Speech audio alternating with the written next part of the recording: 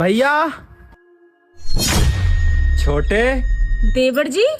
कितने दिनों के बाद आया है अपने बड़े भाई से मिलने। रुकिए, आपको इनके पास जाने की जरूरत नहीं है, ये कोई आपके भाई भाई नहीं है।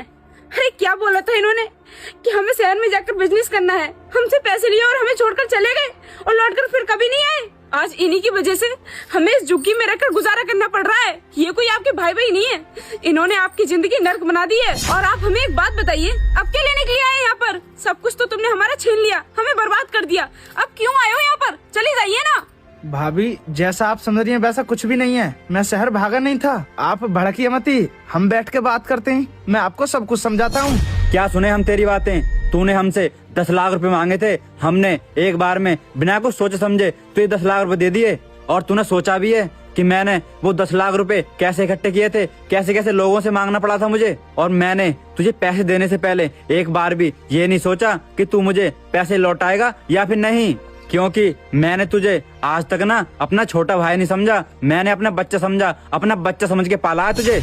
और हाँ, हमने तुझे पढ़ाया लिखाया, पता है हमें क्या लालच था कि तू हमारे दिन अच्छे कर देगा, और तूने हमें इस झुग्गी में डाल दिया। मम्मी पापा ना जाने से पहले हमसे एक वचन लेके गए थे कि अपने छोटे भाई को छोटा भाई समझ के मत पालना, बच्चा समझ के पालना।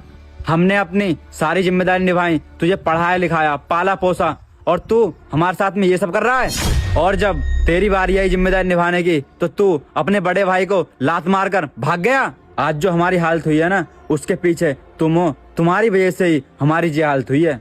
तुम्हारे जैसे भाई से तो अच्छा है काश मेरा कोई भाई ना होता। हम लोगों को बर्बाद करके तुम शहर भाग गए, तुम्हारे जैसा भाई तो होना ही नहीं चाहिए। तुम हमारे साथ ऐसा कैसे कर सकते हो छोटे? तुमने ना हमारे साथ बहुत बुरा किया है। भैया, आपकी नाराजगी ना बिल्कुल जायज है। मैं गाँव से भाजा नहीं था, मैं शहर में बिजनेस के लिए ही गया था। मैंने सोचा गांव में वापसी आऊंगा तो भैया को बहुत खुशी होगी। भैया, वहाँ पर ना लॉस हो गया, क्या मुंह लेके आता मैं आपके पास कि मैंने आपके 10 लाख रुपए डुबा दिए? पर भैया, आपको टेंशन करने की कोई जरूरत नहीं है। बिजनेस में घाटा मेरा पहले हुआ था, लेकिन अब बिजनेस बिल्कुल सही चल रहा है। अब आपने जिससे पैसे लिए थे ना उधार, सबके वापसी कर देना। मैं इसीलिए तो वापसी आया हूँ। अरे बस करिए, आपको उनकी बातों में आने की जरूरत नहीं है। इनका एक नया नाटक है हमसे पैसे ऐंठने का। लेकिन आपको हम आपकी जानकारी के लिए बता दें, आपको देने के लिए ना हमारे पास एक फोटो कौड़ी तक नहीं है।